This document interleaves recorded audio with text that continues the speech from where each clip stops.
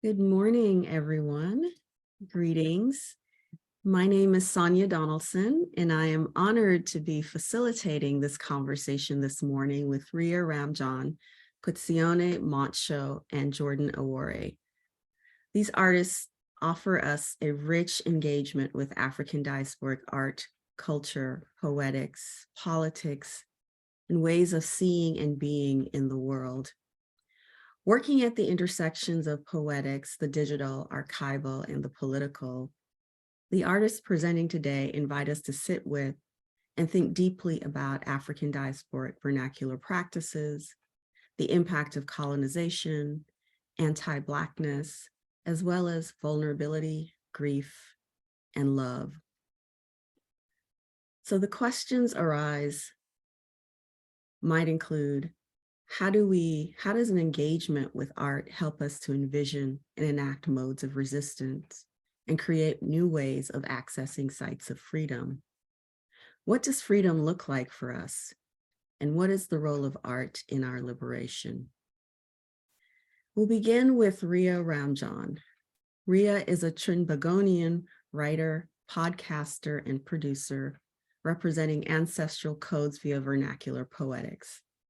Her work is propelled by intergenerational ritual and mapping its convergence with social justice, vernacular tributes, and nature's emotionality, most evident in her poetry film, Live, Child, commissioned in 2020 by Germany's Haus der Kulturen der Welt and produced by Black Brown Berlin.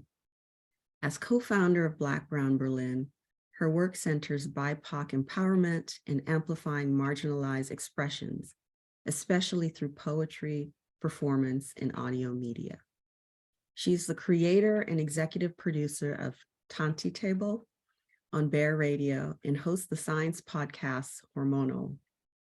With foundations in African diaspora and cultural studies and literary and performance experience between the Americas and Europe, Rhea's work has been featured widely, namely at Germany's House of World Cultures, Berlin's Kunsthalle am Hamburger Platz, the Caribbean Heritage Organization of the United States, the New York Times, and she's been published in collections by HKW, Faber, and Brill Publishing. Our second presenter is Goitseone Montsho, who's a South African poet, storyteller, performance artist, and frequent collaborator who's based in Berlin. Her work ranges from the context of spoken word poetry to museums, performance art pieces, to rituals for collective care. Her work has been staged in Gropius Bau, African Book Festival Berlin, and Time of the Writer at the University of KwaZulu-Natal. In Basel, she participated in the Image Afrique Festival as both a performance artist and poet. She most recently contributed an essay to the collection, Could This Be Love? Echoes of Bob Marley. She hosts the Berlin-based English language podcast Tanti Table. Her work takes a critical view of social, political, and cultural issues, often referencing African pre-colonial and future histories. Her work explores the varying relationships between memory, heritage, reparation, and care. And our third presenter is Jordan Awori. Jordan Awori is a proud, loudmouth, emotional, Black, queer Kenyan woman living in Frankfurt, Germany. I love this description. She creates art and short films that provoke hard conversations and silent contemplation to catalyze change. Because art has the enormous potential to shift society, it can put us in a chokehold, challenge and rearrange our thoughts and beliefs, complicate our understandings of the world, and leave us changed and inspired, wondering and questioned. So please join me in welcoming our presenters today. And we'll begin with Rhea. Thank you, Sonya, for the introduction. Thank you to my cohort panelists here. Thank you to Rutgers and BGHRA for hosting and for everyone who's attending. As Sonya said, my name is Rhea Ramjohn, and I will be speaking about my poetry film, Live Child, which was produced by my organization, Black Brown Berlin. So today I'm going to tell you how the film came about, and I will also screen clips of it during my presentation, and at the end of the presentation, the poetry film will be screened in full. Right now, I'm going to share my screen so that everyone can see the presentation.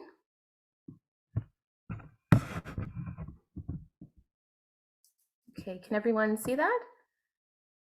Yes, great, thank you.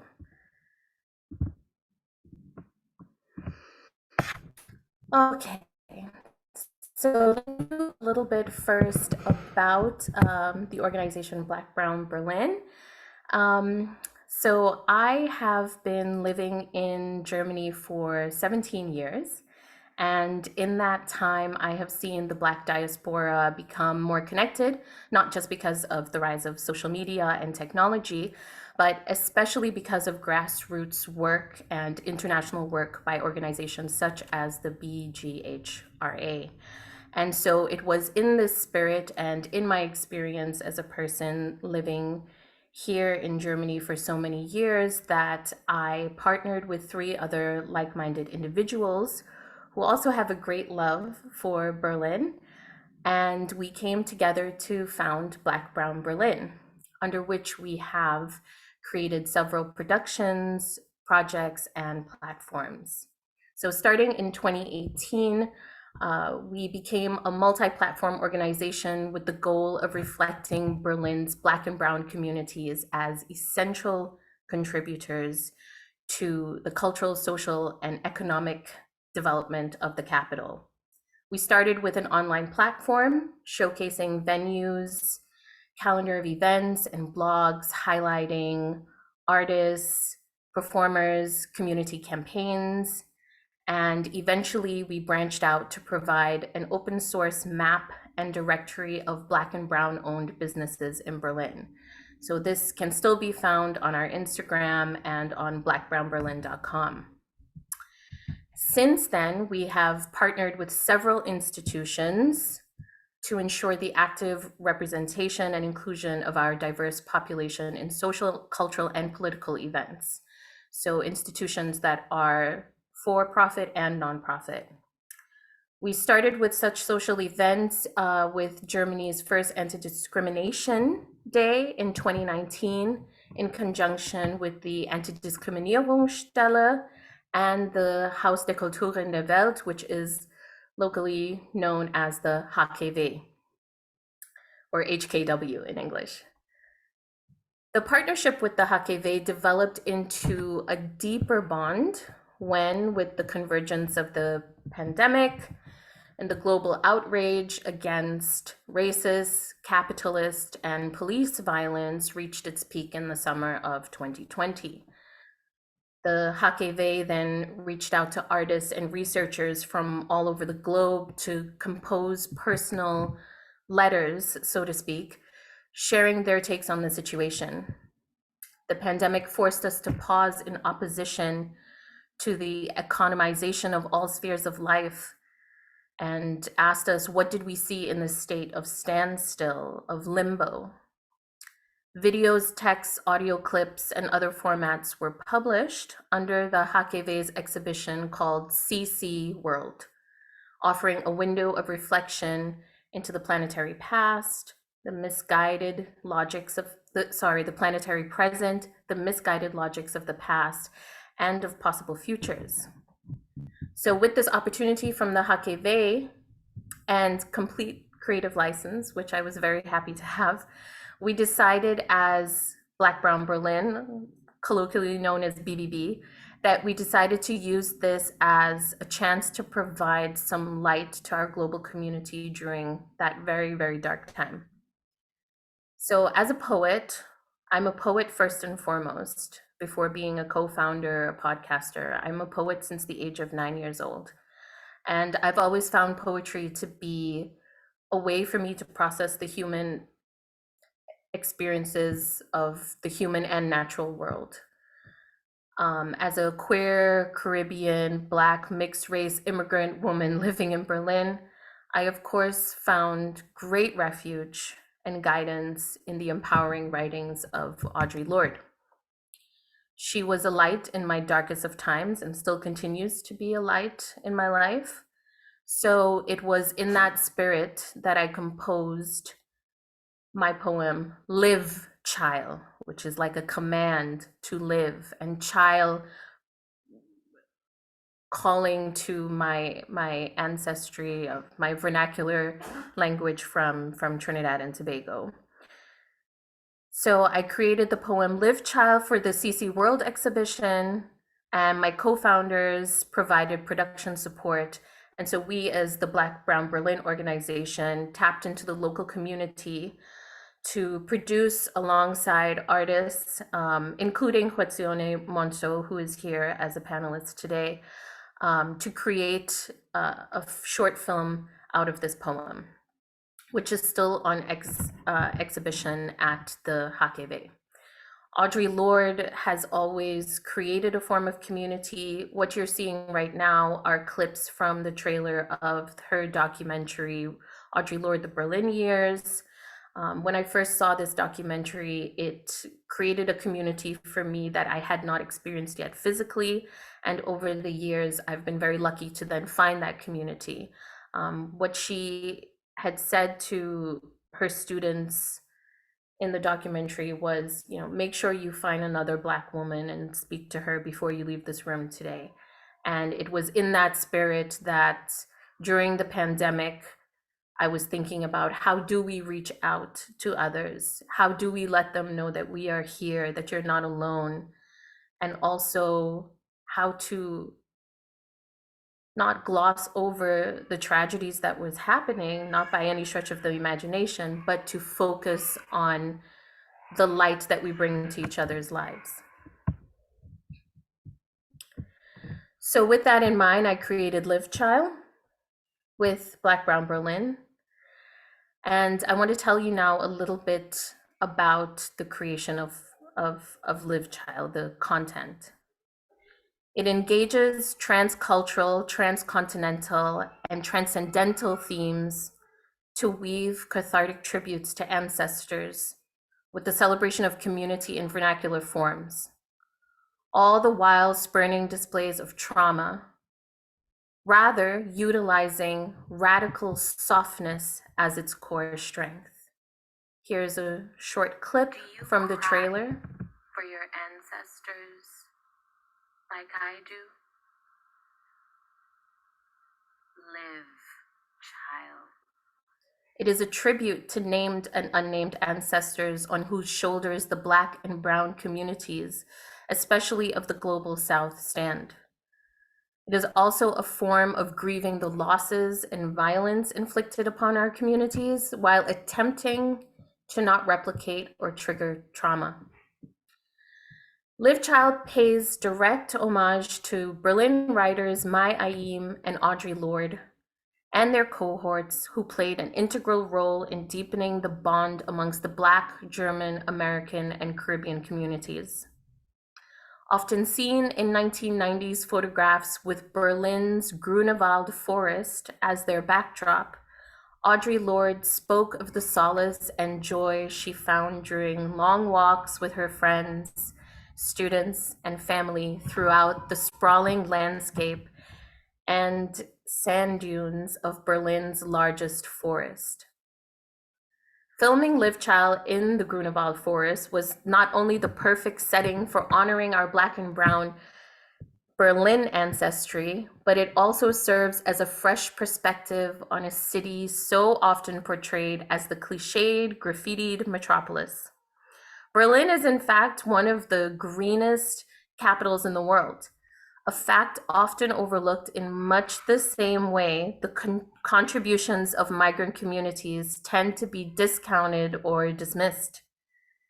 Live Child commemorates our belonging, our talents, our beauty, our diasporas, and fulfills the mission and philosophy behind Black Brown Berlin's founding, which is to connect, to amplify, and celebrate Black and Brown life.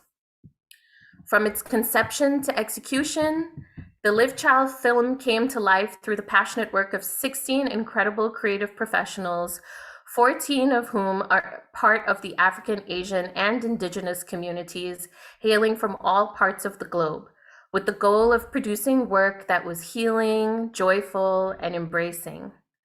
Live Child is an affirmation, an encouragement, a command whispering to us through the rustle of Grunewald leaves, the rumbling of the U-Bahn cars from the corners of colonial named streets of a Berlin that has been over centuries home to Black and Brown artists, aunties, and scholars who have shaped dynamic havens for the marginalized. Audre Lorde, Mai Ayim, and all of our unnamed ancestral guides beckon us to believe that we belong everywhere, even when we choose not to remain, because, as Nina Simone said, freedom is having no fear, and I don't blame you much for wanting to be free. This tribute and reflection on our ways of being, on our lives in the margins, spans not only the personal scope of our diasporic communities, but it widens to also include the parallels found in the narrative of the global pandemic. The micro and macro levels of the concept of distance challenge us to face realities of loss, historically and contemporaneously. Loss of oral histories, loss of connection, loss of loved ones who were hours and clouds away from our touch, loss of ritual, loss of physical touch, loss of justice, loss of equity. And yet, in all this loss, we find familiarity in the eyes staring from above a mask, in the sound of the beat of the protest drum, in the calling out to mama, and in the meandering, well-tread forest path. All guides lead to the command, live, child. Thank you.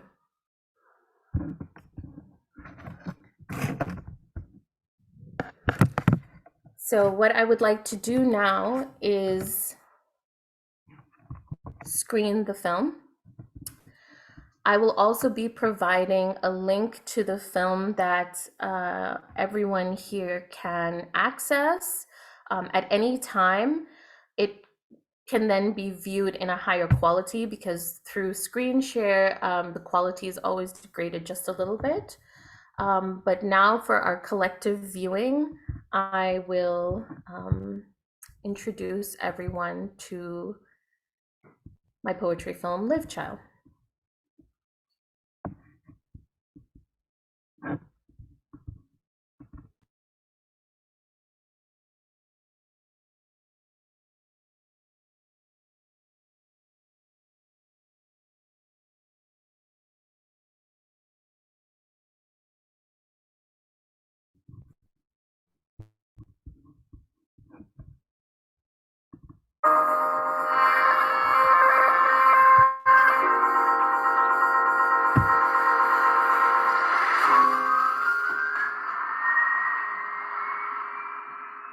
Do you cry for your ancestors like I do? Do you sit and listen to Nina and think of May and remember the strength of Audrey and feel their pain? Do you weep into strong tissues that promise not to tear and wipe for hours at the nose that doesn't fit you so well, they say? You are so ethnically diverse. I'm going to pause this for a second, everyone. Rhea, we're having trouble actually seeing the video itself. It's not coming through. Okay, so what I will do is send the link in the chat, and then I would suggest that everyone can watch the film on their own devices. It's only about 4 minutes long. Well, if you want, I can also try it here and see if sure. We can do that.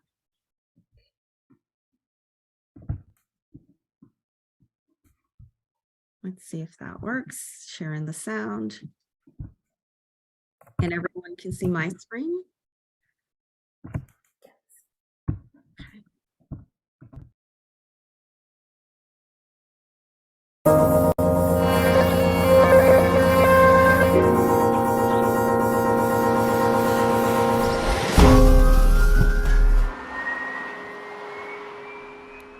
Do you cry for your ancestors like I do? Do you sit and listen to Nina and think about May and remember the strength of Audrey and feel their pain?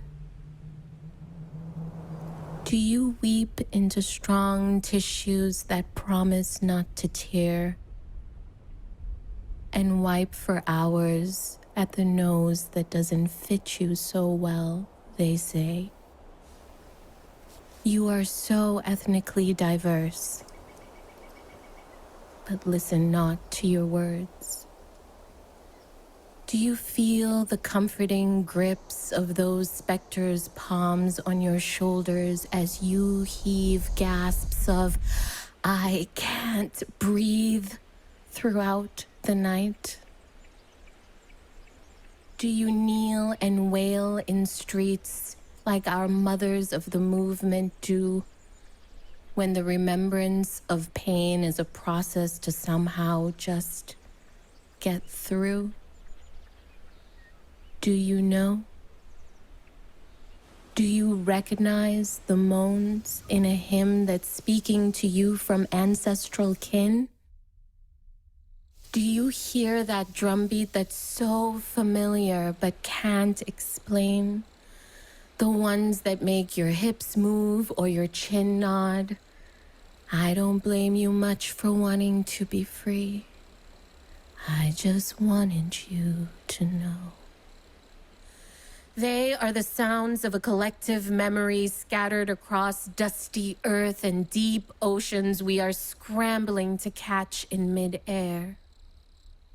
And if we could, we would hold all the ashes in our hands and breathe in deep, so they would enter once more, those kin so long gone, those aunties that we have yet to see on their deathbeds, and those grandpas we've never met, because they were hours and clouds away from our touch.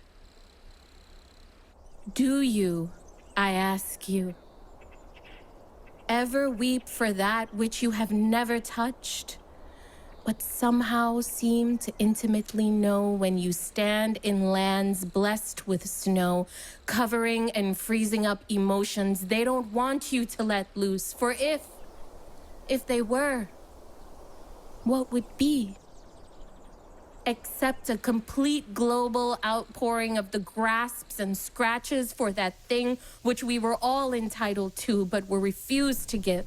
Another stroke of that pain we were somehow told we deserve, but I mark them the way you do on my memory and count in beats of 5 for the day that I can look at my sisters, my ancestors, my uncles and grandmothers and say, yes, I've cried, but it was your touch when I felt so alone. Your touch told me, write out the history, the love, the loss, the pain, the release. This mother, cousin, sibling is how we survive. Live, child.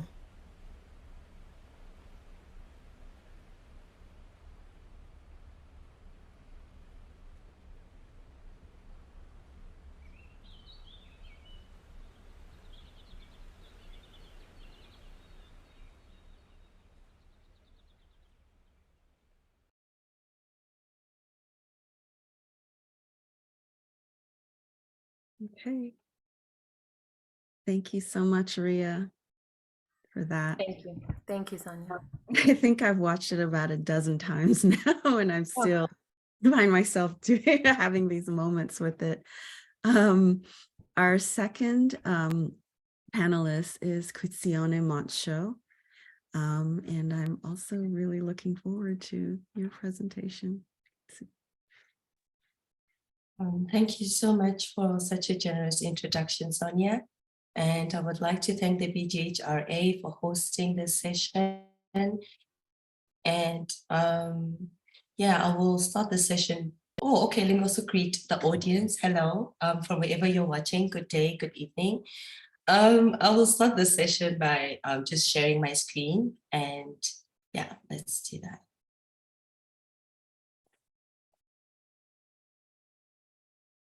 And so we'll just play the poem that is going to be the subject of our talk, and then we can go into conversation.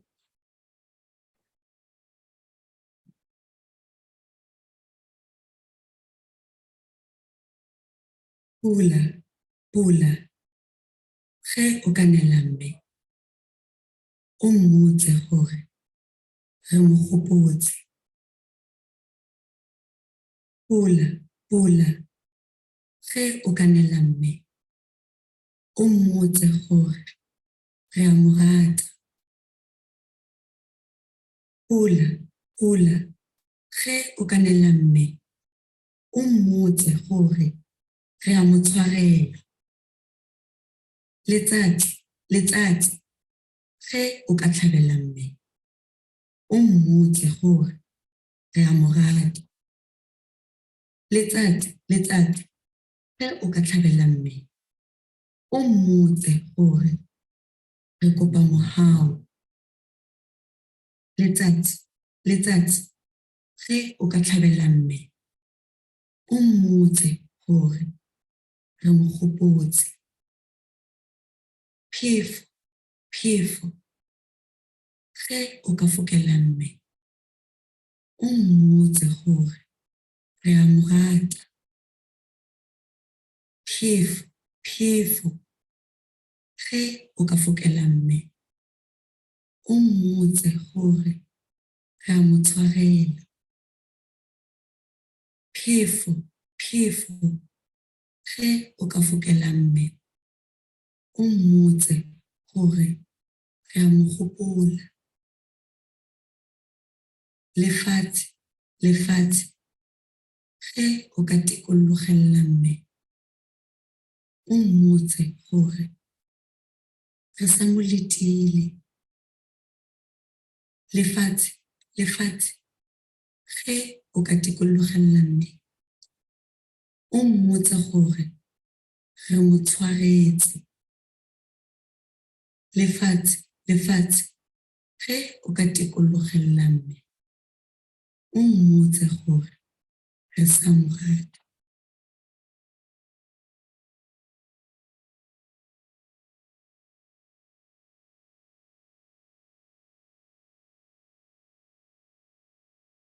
So yes, that was my poem titled A Curry for Your Thoughts. And A Curry for Your Thoughts was materialized. I think the place to start with it is with language, because first of all, it's a love letter to my mother, or the motherland in that aspect of conversation, which of course all of us melanated people consider to be Africa, or Southern Africa to be specific. So with A Curry for Your Thoughts, I wanted to write a letter to my mother. And of course, I needed to use a language that my mother understands, which is Setswana. And that is exactly why one of my first poems that I actually write in Setswana and perform in Setswana, or even materialize in this language. And I've often put in places or in environments where I have to learn the language of the discourse at hand. And I find myself always working in translation of myself and my work. And so with this work, I wanted to step away from that. I actually wanted to task the audience with the job of translating, or having to come closer to the screen in order to have an experience of seeing the work or engaging with the work. I think as well, every time I think of language, I think of what was taken from us collectively as Black people. I always, especially when I meet my siblings in the diaspora, because when I speak Setswana, it's a language that I often feel the responsibility and guilt of not speaking properly. But when I come to the diaspora and I meet my siblings and I realize how much unearthing they have to do, how much going backwards to learn their own languages they have to do. And it always hits me of what was actually taken, right? And one of the things that were taken was language, or our ability to express ourselves in our native tongues. And so in this love letter, I wanted to do exactly that. I wanted to express myself in a tongue and also write a love letter. And I will share my screen right now, because usually following the showing of the film or presentation of the film, how in whatever context, museum, performance, whenever I show this film, I always have a performance attached to it. And these are the images from the performance. So in this context, then I literally take the mask, which is quite one of the African artifacts that is known and commodified over and over, right? So I wanted to take this artifact and take it from the screen, which I once created it in the previous film, and bring it into a performance space, you know? And by doing that, I wanted to literally let the mask speak for itself. Because oftentimes when I meet African masks, they are in the context of European commodification of African artifacts. And so I wanted to take the mask out of that context and almost free it. I always think of myself as like Killmonger. And so I wanted to, well, I'm not as, you know, but I wanted to figuratively and physically take the mask from the screen and put it in its context. Many things that I also noticed when I started working with masks is that, especially specifically African masks, is that most masks that I have encountered in Europe are always the head without the body. And it is always like a trophy, and it's always put in a place in a glass case, and you can't touch it. And masks in the African context are not used like that. So they're out of context. And I wanted to put them in their proper context of actual performance, because the history of gathering African arts into Western canons often, I feel, commodifies this art without embodying or actually taking in the full embodiment of what it means to make an African mask. And these masks are usually in the context of spirituality and performance. So seeing the headless, the headless body, it's almost like a body, a head without its body. And so I wanted to return the body to the head of the mask. And I also find that is also something that I wanted to do, because oftentimes these masks are kept in museums, which are not safe spaces for Black people or for Black bodies to walk through. And so I wanted to actually take that aspect of the unsafety of the of museums and take the mask out of that unsafe box, unsafe glass box, and actually materialize it as the mask is actually in command right now. The mask is in command of the gaze. And I like that working with masks allowed me to also command the gaze.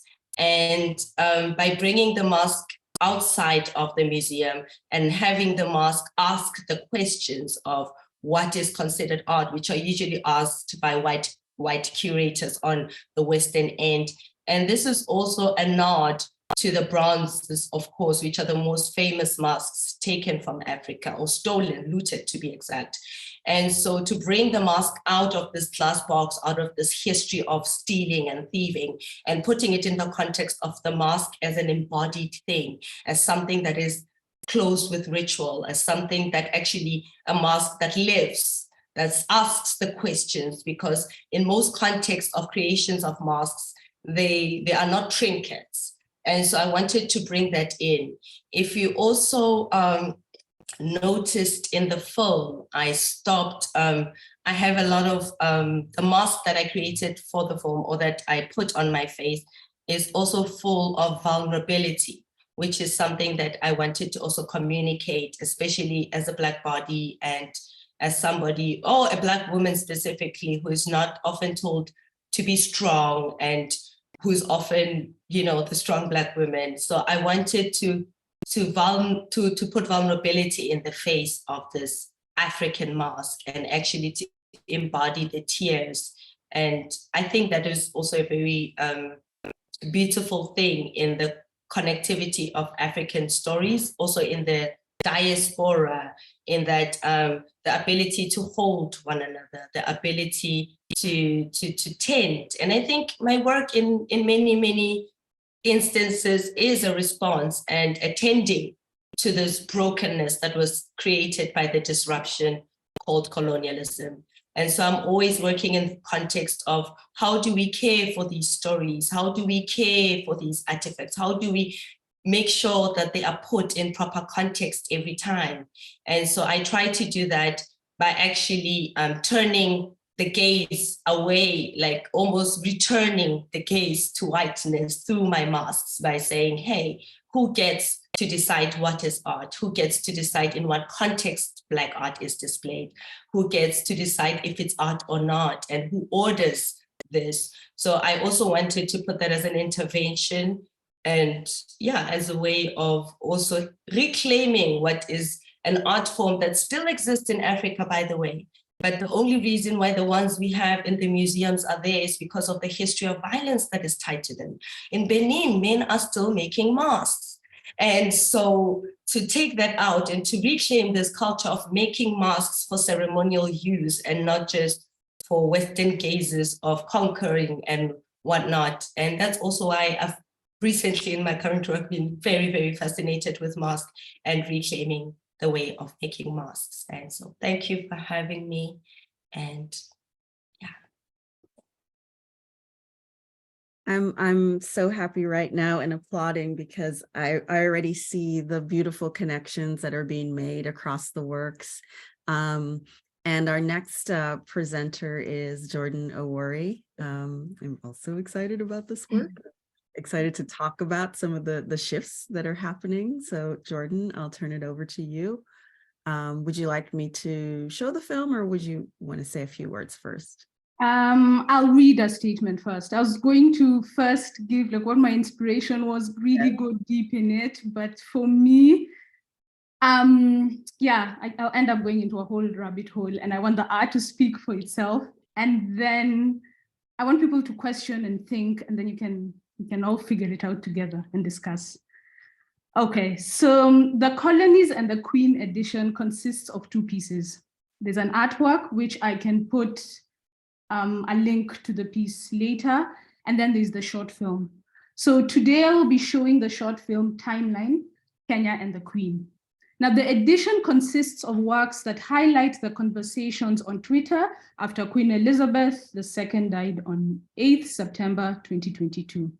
Now, conversations, to be honest, mostly arguments, between citizens of former British colonies who were angry about the monarchy's lack of remorse for colonial atrocities. Then on the other hand, there were supporters of the monarchy who either believed it wasn't the right time to even bring up such conversations, and then if one does, they should acknowledge her as a liberator rather than a perpetuator.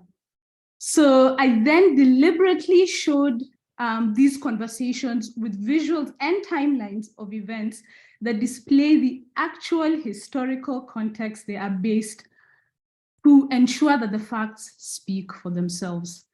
So initially, what I have to say is the piece in itself is meant to be silent and has text that people are supposed to read, but then the piece is meant to be showcased large. It's supposed to take up space. It's supposed to make people uncomfortable and huge, projected, but evidently that wouldn't be the case right now since people are watching it from their screens. So what I did do after much thought was I created audio specifically for the video. And it isn't just audio for audio's sake. So I've used audio as an artistic tool. So you may not necessarily be able to read each word, but do take time to just listen and listen to also the type of audio in each section. And then we shall discuss later. Yeah. So I will go ahead and cue that then. I'll share my screen. And so everyone can see.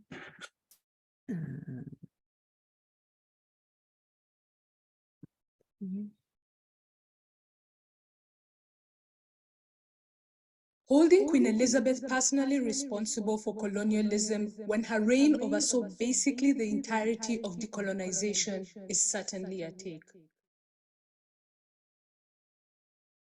1952. Princess Elizabeth is in Kenya at Treetops Hotel when her father, King George VI, dies on 6th February and she becomes Queen Elizabeth II. The Kenya Land and Freedom Army, KLFA, aka the Mau Mau, begins violent campaigns against white settlers. State of emergency declared. Jomo Kenyatta and 82 other nationalists arrested and imprisoned as the British declares war on the Mau Mau. 1954. The Mau Mau bound down the Treetops Lodge, holding their own coronation, where they installed a Miss Wangiri Njoroge as Mau Mau Queen. She was later arrested and jailed for 10 years. The Swinnerton Plan, a colonial agricultural policy, appears as a British government report. It is aimed to intensify the development of agricultural practices in the Kenyan colony. 1956. Mau Mau rebellion is put down.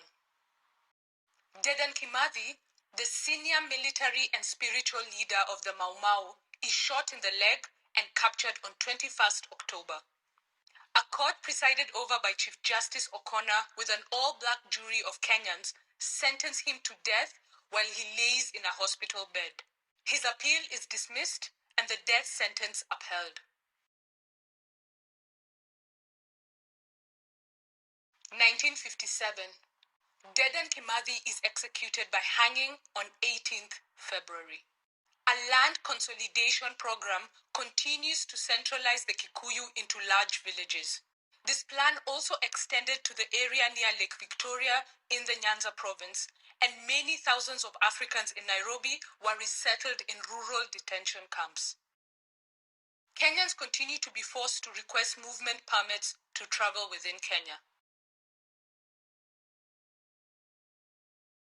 1959. Kenyatta is released from prison but is sentenced to house arrest. The state of emergency continues with roughly 1.5 million people forced into concentration camps where they are subjected to torture, rape, and other violations. 20,000 Kenyans are killed. Of this number, 1,068 revolutionaries, termed as terrorists, are executed. 1960. State of emergency ends. Britain announces plans to prepare Kenya for majority African rule. Kenya African National Union, KANU, is formed by Tom Mboya and Oginga Odinga in May. It favors a strong centralized government and is built around Jomo Kenyatta, who is still in detention. 1961. KANU wins more seats than KADU in elections held in February, with a coalition government formed in the next year, 1962. Both parties call for the release of Jomo Kenyatta. Jomo Kenyatta freed in August from 2 years of house arrest. He assumes presidency of KANU. 1963. Kenya gains independence with Jomo Kenyatta as Prime Minister. The Kenya Independence Act, 1963, transforms the colony and protectorate of Kenya into an independent sovereign state, with Queen Elizabeth II as the head of state and Queen of Kenya. All bills require royal assent. 1964.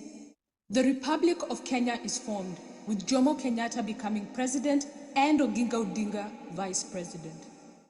Kenya adopts a new constitution in 1964, which abolishes the monarchy and the office of Governor General and becomes a republic within the Commonwealth with the President of Kenya as head of state. 1983.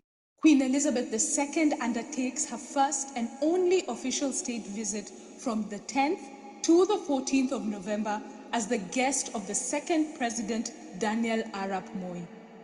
She does, however, stop briefly in the country in 1972 to visit President Jomo Kenyatta, and her last time in 1991 when she visited President Moi again. 2002.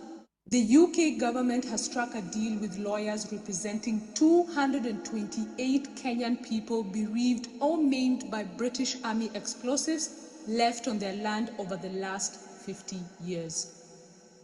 Britain's Ministry of Defense agrees to pay more than $7 million, 4.5 million pounds, plus costs following 2 days of talks in London aimed at settling the case without going to court. 2013. Upon 5 Mau Mau members winning a lawsuit against the British government for the torture they underwent during the uprising in the 1950s, the British government says it sincerely regrets the torture of thousands of Kenyans during the suppression of the Mau Mau. The Foreign Secretary, William Hague, said that Britain is to pay out £19.9 million in costs and compensation to more than 5,000 Kenyan victims of the uprising.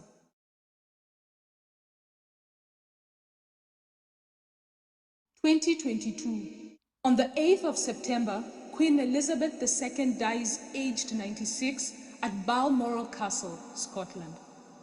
Her eldest son, Charles III, succeeds her. She reigned the longest of any British monarch and the longest recorded of any female head of state. As Kenyan leaders pay tribute, a wave of criticism floods online spaces, with many Kenyans angry at the part the Queen played in the country's colonial history.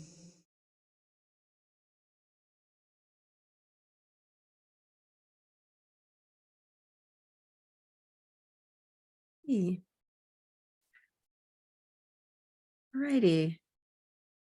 There's a lot here to engage. I was thinking about so many of the commonalities across your work, in particular, the relationship between speech, language, and sound, how all three of you are engaging the notion of reparative work, repair, and this idea of sort of confronting previous harm in order to sort of move forward in particular ways, thinking about the ways that you engage with the land and environment across your work. I'm wondering if we could start with sort of a general question about any of those I just mentioned, whether it's a relationship between speech, language, and sound, or the idea of reparative work through art, for example. Maybe we'll start with Jordan, since we left with you. So it's interesting when you bring out, so I will answer both parts. It's interesting when you bring out the whole idea of sound, because the piece intentionally left out sound. The silence was meant to be uncomfortable. It was meant to, you stand there and you have to read and take it in with your own, like, listening to yourself. And I have watched people watch it, and I can see how uncomfortable, and everyone I've seen watch it is a white European. And I have seen how, not necessarily uncomfortable, because we'll have the conversation about it, and most people would tend to be neutral, like, yeah, I can kind of see both sides. Well, it's not really a big deal. And then when you watch it, you can see the reality that hits them slowly but surely. So that was intentional. In regards to the second question, for me, my art is meant to be confrontational, but it first starts with it confronting me.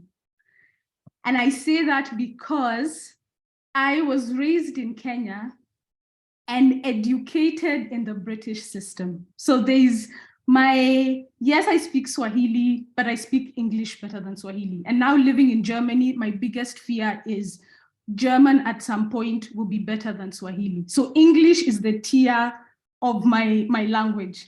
Then it goes to the point of, if you're middle class or upper class, you're educated in the British system, which I was, and that is considered the top tier and you're more intelligent and all these facts. But then you're not, like, it's so ridiculous as a 30-something-year-old. It only hit me last year that my mother was born under colonialism. Like it's something I know, but it doesn't hit me. Yet the whole conversation was, this is things that happened in the past.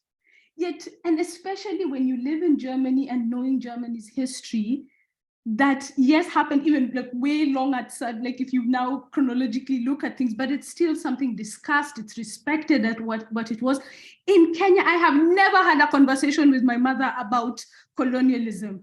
As in, it's just that the fact of, yet I'm an intelligent individual, yet this is the history of my people. So this piece started with, I'm seeing two fractions arguing.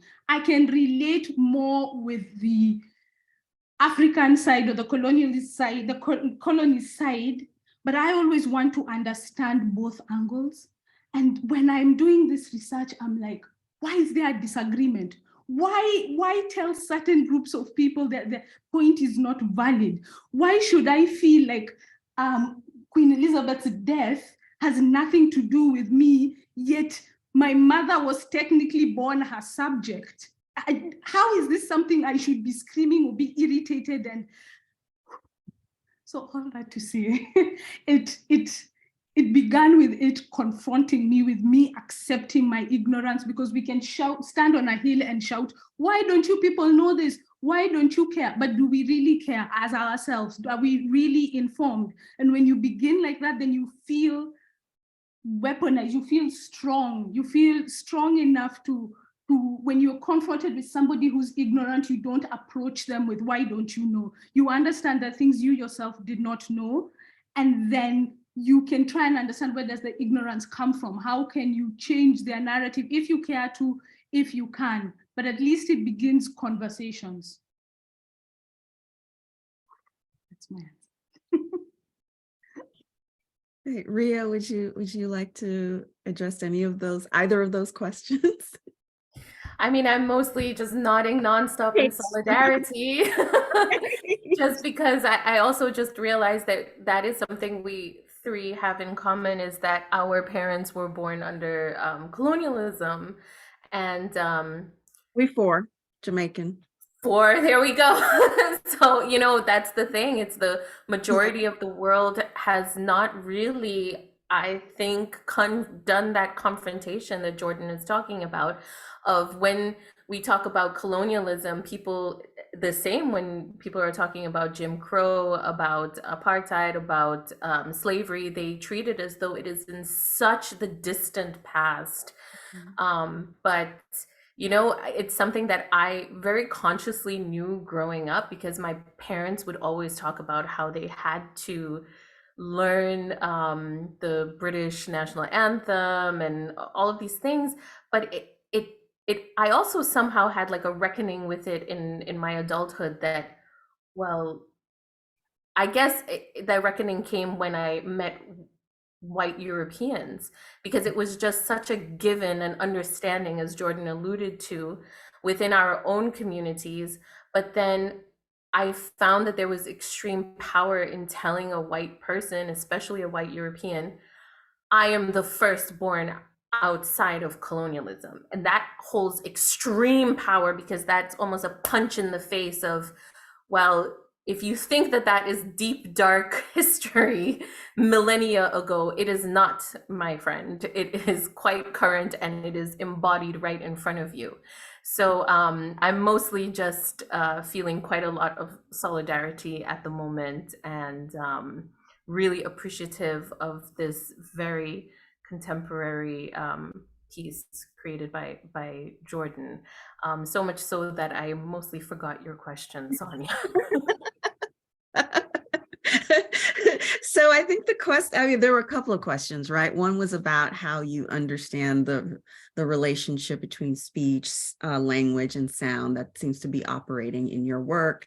And then to think about the work as having, or sort of what I took from it, that there was a sort of reparative undertaking, right, in the works at them. Right.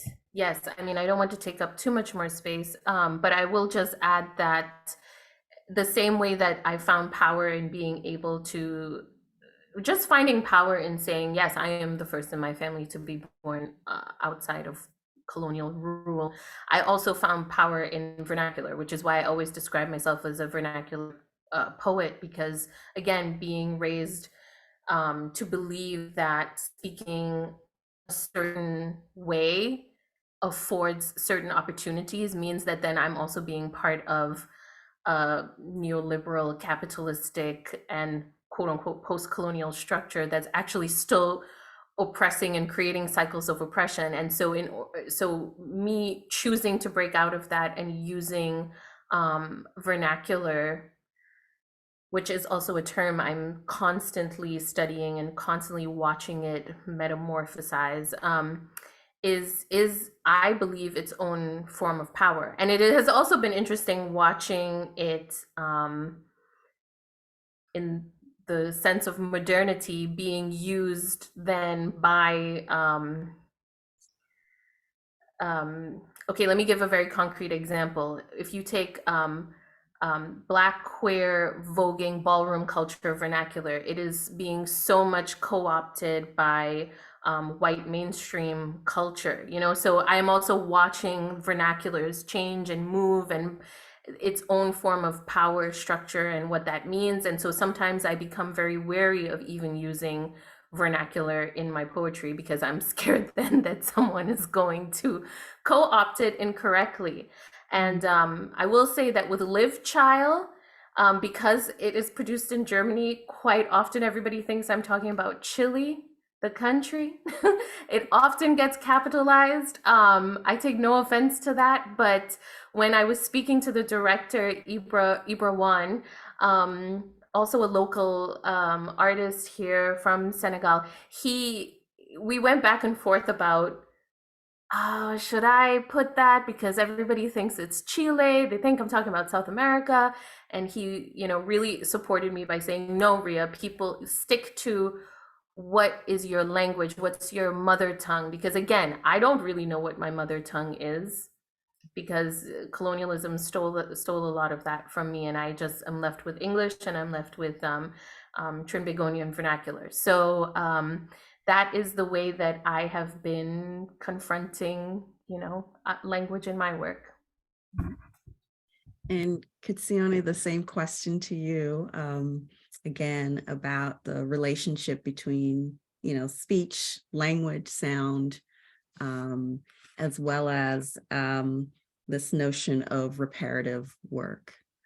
I think because colonialism disrupted my lineage in very unspeakable ways, like I always reference when I use language, I think one of the first questions I used to ask myself was, who am I writing this to, right? That's always the beginning, like, who am I writing to? And oftentimes I find I'm writing to my grandmother, I'm writing to my mother, and oftentimes I'm also writing as a form of reparative work, right?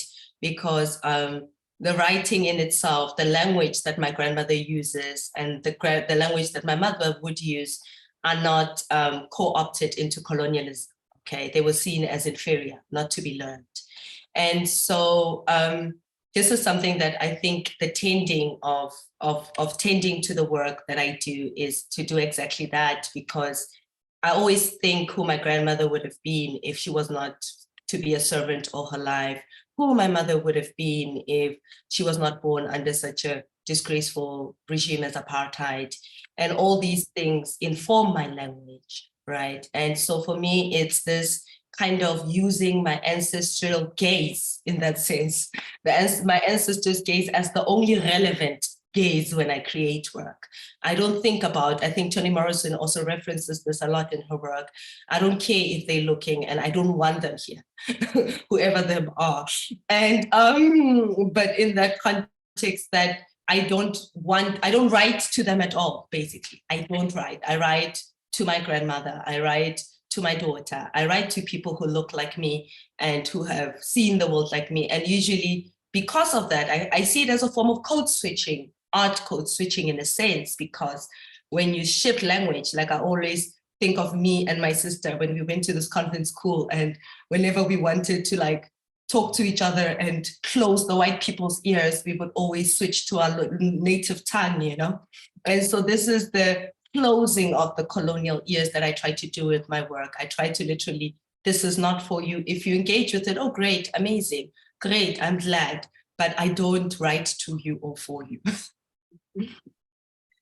That's great. And just to add on to a little bit of kind of the focus, can you talk a little bit about what began your fascination with masks and why they're so important to the work that you do with African masks? And I'm sorry, yeah. Yeah, I think wearing masks is one of the best ways to be in charge of the gaze. But also, I've always wanted, I think even as a child, I'd like to play disappear games like hide and seek, this ability to also, I don't know, choose what people see. And this is why masking has been very interesting for me as someone who's always under the scrutiny of the white gaze, to command the gaze in effect by saying, I choose what you see and I choose what parts of me you see. I can even go in disguise, you know, I can even hide my face. So I think the masking is a big part of deconstructing this colonial gaze on my people, and specifically on myself as a Black body moving through very wide spaces. And so this masking, I think I liked it for that. That was why I actually started with painting it on, because whenever you have a mask on, people always turn to look, but you're in actuality commanding this look because you decided what they get to see. And in the same way, actually, Black women use makeup, drag artists use makeup, you know, to command this white gaze, or this gaze that keeps informing how we should be treated in spaces. Right. Yeah. And I really love this idea of you returning the body to the head, right? To have that full embodiment in art. It speaks so much to the sort of violence of colonization and the ruptures, right? That the mask, the heads are someplace completely distanced from the bodies, right? And also I really appreciate the way that you connect to the fact that there's still contemporary artists making masks today, right? So it's not a sort of thing for the archives, right? For Western archives, that it is still very much an embodied, engaged practice in the contemporary. I really appreciate that. I'm going to pause just to say that we're open for questions from the audience. So if you have a burning question, please feel free to share that in the Q&A. But in the interim, I wanted to ask Rhea a question about Live Chile and not Live Chile. And people often confuse this.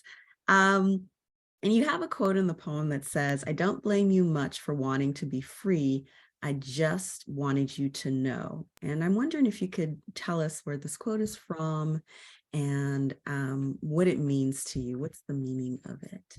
Yes, it was the song that I was actually listening to while I was composing the poem. So I often listen to music while doing that, while writing. And it is a song sung famously by Nina Simone. but it was actually written by a composer named Jimmy Webb, and this was recorded by her in 1968. And it spoke to me because it actually has also been sampled by Kanye West, problematic as he is. Somebody, please help him. But he sampled it in Famous, and Rihanna was singing it. And I just created this connection of like, okay, Rihanna, Black Caribbean woman, Nina Simone being this woman of many nations and so misunderstood, and then myself, and then Audre Lorde, and I'm sitting here in Berlin composing, thinking about, all of these connections. And the line that is actually connected to that is, "I've loved you better than your own kin, dear." And being part of the queer community, something that we talk about so often is creating our own family. And that line really spoke to me, that sometimes your own kin don't love you the way that you want to be loved. And then combining it with the pandemic, where so many fractures were happening in the physical and emotional sense. I wanted to put in, again, I wanted the poem to not trigger trauma as best as I could, even though I was trying to address the trauma. So I wanted to say, I just wanted you to know, like, that I see you, and there is a limiting all. The idea of art as resistance, this theme that we have for this conference, is also resisting these traditional structures, resisting that you must address, as Goitseone said, a white gaze, or you must address that your family blood is thicker than water, or any of these things, that you can be loved by a community that is non-traditional, that is global, that is different, that is a new future. So that song was very near and dear to me, and so that's why I included it in the poem. I see that our audience is shy, so I'm gonna take up, have the privilege of asking more questions, which is good for me. Thank you. But I wanted to also ask us to think about, it's sort of working through what I see this connection in the work is the relationship between memory and the archive and archives, right? And so, Jordan, I wonder if there are ways that you can speak to your work as forcing a confrontation with silences and silencing, thinking about the ways in which the visitor has to read and has to read in silence, rather than having a sort of narrative, right, attached to their own experience with your work. And I'm wondering if perhaps you could say something about the relationship between archival silences or even erasures, right? I'm thinking about the British literally burning records as they are departing, and sort of the ways in which they've left these sort of historical holes, and the way that memory might function, right, in thinking about your realization about your mother as, and someone born a British subject, and then Rhea as well, right, to think about how you are thinking about your own work as sort of creating an archive, and what sort of undergirds that archive. It seems to me that you're also talking about something that Goitseone is engaged in as well, which is love and vulnerability, right? And sort of finding a space, a sort of collective communal space, in which is women-centered, female-centered. So that's a lot. I ask a lot of questions. Sorry. So Jordan, if you could start by talking about archives and silence and silences. I love all the work so much. I'm very excited. I'm trying to recall the whole question. But it's interesting that you do bring up archives, because when all of you get time to check out my work, I intentionally use images from archives in my art, in order to just let these images speak for themselves. So like even in this particular video, if you were able to see it closer, you would see that I do also like incorporate images in it. What I find interesting is I usually try as much as possible to find these images in the simplest way. I avoid the becoming an academic and then like finding archives in some library somewhere, or like I want to look like somebody who just has a phone. I could find anything. Like you can literally know what Kim Kardashian is eating for breakfast. Why can't I have images of how my people, like you get what I mean? So I try and find it in the most simplest way. And as such, question, why is it so difficult? Really, why is it so difficult? Like, and it's also very interesting to look at, because I'm married to a German woman. And it's interesting if she was to Google anything about her ancestors immediately. I can't. So for me, it's also just simply putting it, because people can sit and discuss and be like, yeah, but you could find the information here, there, and everywhere. I'm like, yeah, but why can't I just find it on my phone? Like, why? Why isn't it worthy of being easily accessible? Answer me that.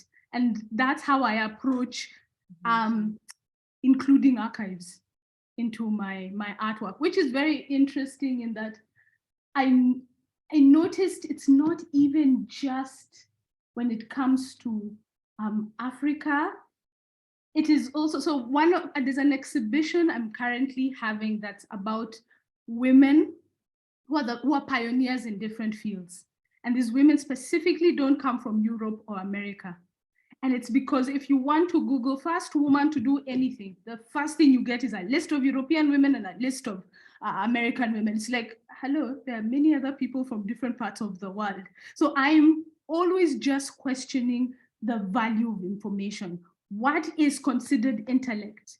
What is, when you have X knowledge, then you are considered smart. What is this knowledge you have? I don't know if I've answered your question, but yeah, that's the direction I usually go in. I keep it as simple, I dumb it down as possible to just really make people question that, why do I have to go into some archive in the middle of nowhere to get my people's information and somebody else doesn't? Yeah. Great. Yeah, I love that. That is exactly like what I'm trying to talk about when I'm talking about vernacular, you know, that knowledge is power. And so who is curating that knowledge? Why is it behind a paywall, etc.? I'm totally with you, Jordan. Yeah, and the archiving, I wanted to make sure, I guess there's a part of me that is recognizing that there's a great power in naming the people who are playing roles in your life in whatever way. So perhaps that is what is tying into what Jordan is touching on, which is that, you know, if you ask like who was the first to do X, Y, and Z, you know, everybody can rattle off all of these names that tend to be white or of white European descent. And I think that's the motivation that I had in making sure in the poem I name Maya Yim, Audre Lorde, Nina Simone. And these are, in our community, these are names that are well known, I would say, right? But I still come across people who are like, who is Nina Simone? Who is Maya Yim? And to me, it's like, they're, you know, they're like my Mount Everest, they're my guiding light, they're my beacon. So it still is important, as much as it may seem like a piece of knowledge that everybody has, like common knowledge. You never know, right? Because I remember being that young new person to Berlin, standing in the cold, seeing, you know, the Audre Lorde documentary at a cinema and going in and finally feeling seen. So I feel like that is my part of my work in to make sure that I continue to send out the line for those who are around and need to grab a line. So it's like this is paying tribute to the people who gave so much to us so that I can continue to live, like literally saving my life. But it also, I also wanted it to be this kind of time capsule, a form of an archive for somebody in 10 years, 20 years to say like, yeah, there, you know, it is a stereotype to believe that Black people don't want to be in nature, or that Black people in nature somehow have a certain connotation, or whatever, or that Black people have to always show traumatic things on film in order to get a message across about pain. I wanted to, you know, have, if Audre Lorde were to come back tomorrow, she could look at this and say, oh yeah, that is drawing a line, you know? So it's like a conversation that's continuing. So archiving is like, yeah, I don't want it to have this connotation of, you know, being in a dusty basement of books, you know, but that archiving is actually quite still alive. Yeah, it's an ongoing living practice. Absolutely. Goitseone, and then it looks like our audience is no longer shy, so we'll have some questions coming in. Yeah, I think when I think of archiving as well, I always think as the past, that the past is not completely gone, right? The past is always here with us. And I always think of myself as occupying this middle passage towards the future in which I owe a lot to, right? And so in archiving, I think I always try to keep that in mind, this writing to the future. And it's quite this looking towards, or looking not even forwards, because also the other thing I wanted to talk about was that there's often a pessimism around themes of Black joy and forgiveness, right? And so in this specific work, there's a raging theme of forgiveness for your mother, and this mother means like caregiver, land, you know? And so that's also what I wanted to focus on themes of also what does it look like when your mother can't hold you, you know? Because oftentimes, especially as Black people, even in the diaspora, people who come from histories where their ancestors were kidnapped, it's also this kind of place where sometimes our mothers, especially as a Black collective, had to make us more pliable to our oppressor, you know, in order for us to survive another day, which is a revolutionary act, but also quite a tender act, right? Because we've got a lot of broken children walking around today looking for their mothers. And so in my work, I try to tend to that. I try to tend to the wound. I try to tend to all of us, actually, who are seeking this, who have this longing of belonging in spaces, which is also very something that I find in the diaspora to be painstaking work, because we are usually bonded by trauma as a community. We are usually bonded by the things that make us other and alien in white spaces. And I think in my future works, I will try to do more work that actually looks towards what do healthy bonds between Black people look like, who are just bonded on friendship and not because, you know, oppressive states. And so I find that we are almost like a community in crisis, almost like a community. Yeah, we are a community in crisis. And most of the time also why thinking of Black joy is always seen as like this, you know, great ideal to have, whereas it's not true as well, because in our little pockets of existence, we do experience joy with one another, you know, when working with one another, and convening with one another. And also, I think my work also humanizes Black people, because I feel like there's a lot of superhumanism, you know, that is expected of Black people, also from other Black people, where Black excellence, where I'm just an advocate for Black mediocrity. Like, don't try too hard, okay? Because I think that we do need, I am an advocate for Black race, that Black mediocrity, because we are always put on like so high, unreachable pedestals, and we put ourselves and hold ourselves to that. And Yes, the Black good enough, right? Exactly, and that also informs our imposter syndrome and so on, and so especially in Black women. And I would just like to see more of us existing, just for the sake of existing, without contributing Bghra to this world. I think we've given it enough. And so I would just like to see us existing within ourselves and doing what I call like the embodiment work of actually connecting to our own essence instead of always looking outside to what we can capture for the future, capture for the past, write down, which is also important work. I'm not saying it's not, but I would like for us to do more work of like not being so pessimistic about Black joy and Black forgiveness and moving on to healthier bonds with one another. Yeah, so the Black chill is going to be happening soon. We're just going to chill.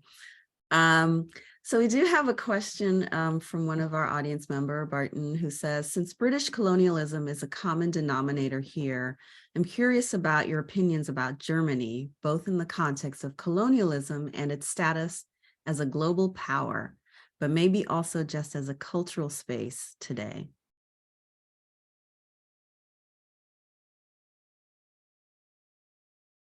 So thoughts on? Well, I think it's, generally speaking, I would say it's really comparative at this point, right? Because I feel like all of the colonial powers still have quite a lot of work to do. But that being said, I do have to acknowledge Germany's recent agreement to return some artifacts. It is never enough. That's the problem. And what is reparative then, right? When you have committed such atrocities. This is why I say it's comparative, because then when I compare it to the British museums who had enshrined in law that they will never return artifacts, then I say, okay, we have one country doing slightly better than the other. So we also have the very problematic Humboldt Forum that's existing, and it has pushed forward. It is here. It exists, and they are constantly saying that, well, this is going to be a place where we can have these discussions about colonialism, and decolonialism. But of course, the big problem with that is that the institution still exists, and conversations can only go so far before we're actually asking for action, right? So that's my take on it, is that we are so far from complete reparation, if that even is possible. But right now, it's just about who is actually agreeing to really do what is the bare minimum at the moment, which is already a step farther than some other countries, namely the United Kingdom.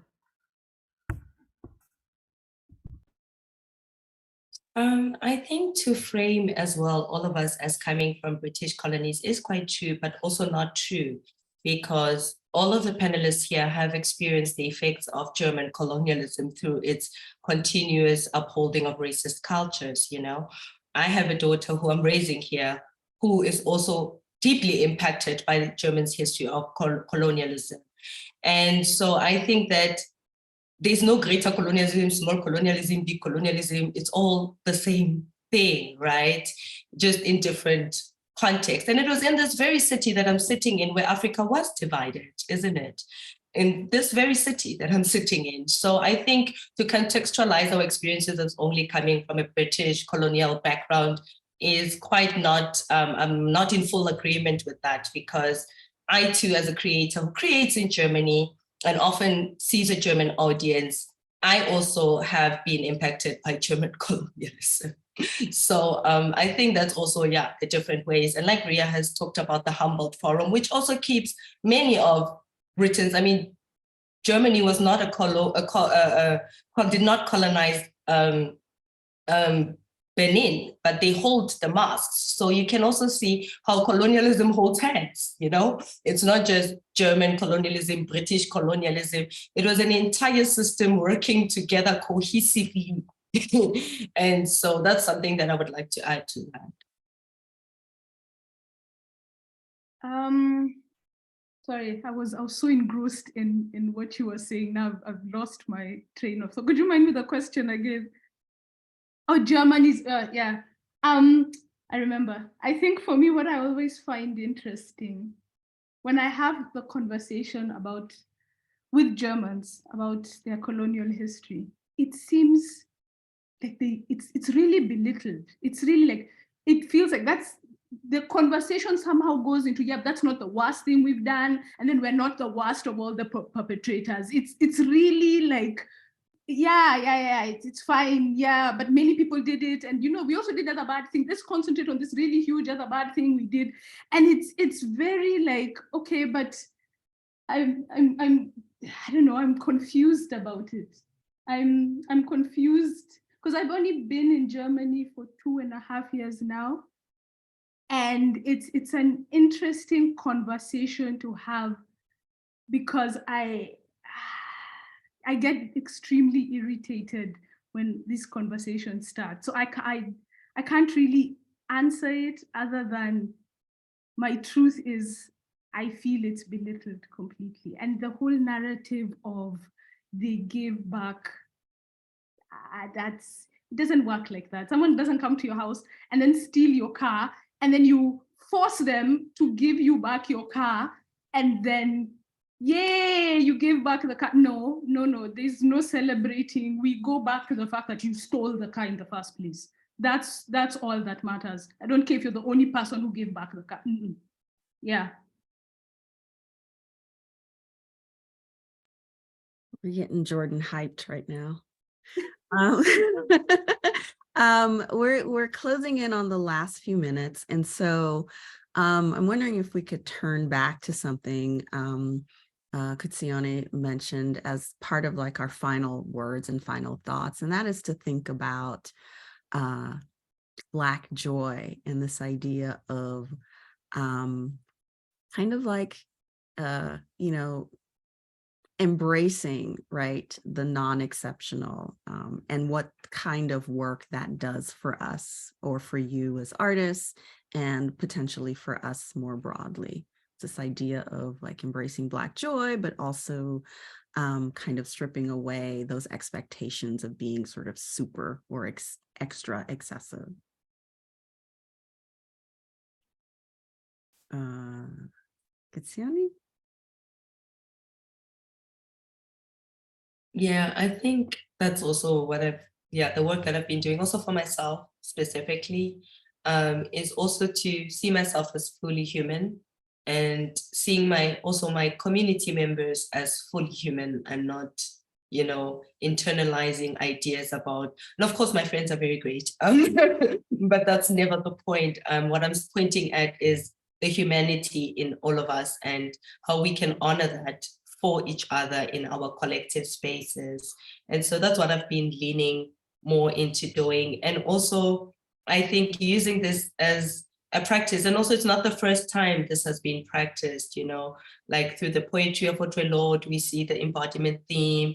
In the poetry of Maya Yim, we experience, in the poetry of Rhea Ramjohn, in the works, this embodied experience, so, and that's where I've been like returning the body to the head and rejoining them. And I think we need to do that for one another more than ever. And not only for one another, but starting here with you, because you are one of one another. And so I think that's where the collective care comes from. And I do believe in beautiful things as a poet. I'm a poet first, but this belief is being greatly tested every day. But I still do believe in beautiful things. And I would like to keep this belief intact. And oftentimes when I meet Black curators who curate my work in ways that make sense for the context of it, I am relieved. Oftentimes when I meet other Black creators in other spaces who see what I see, and we can do that native code switching of what are they talking about now. So for me, it's having more presence of Blackness in many spaces and many formats as well, because Blackness is also not a monolith. My Black is not Rhea's Black, and neither is it Jordan's Black, neither is it Sonya's. We are all coming from such diverse backgrounds, and that's a beautiful thing. And I think, yeah, I like to celebrate that.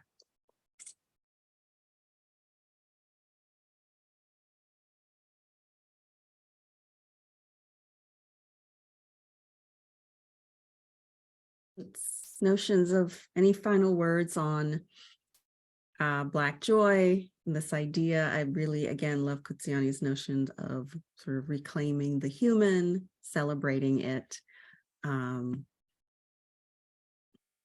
celebrating the good enough.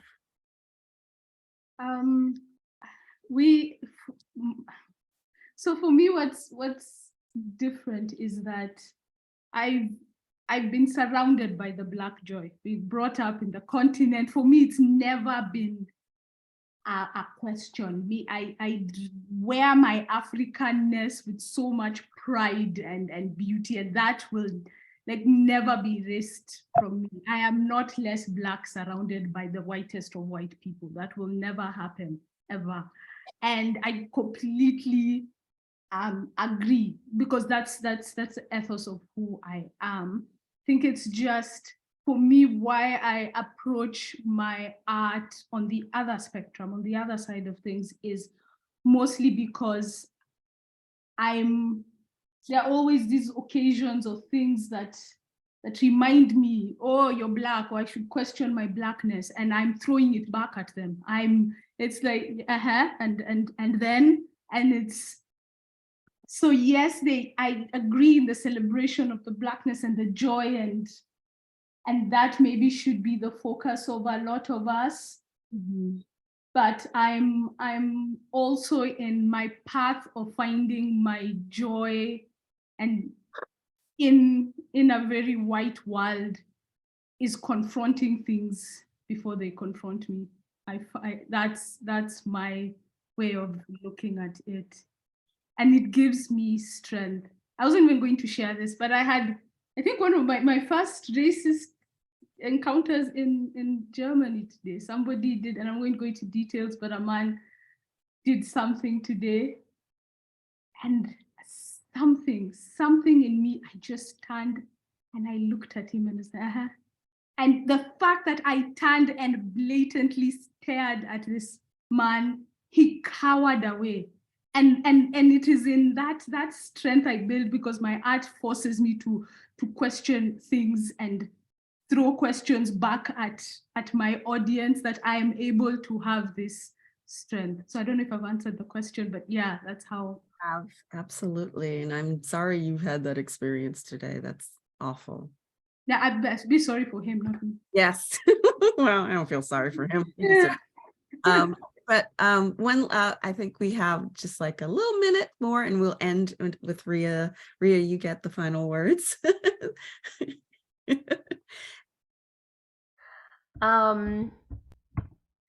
The next steps in my practice and in my work is to create, hopefully without having the white male hetero gaze as something that's even around my work.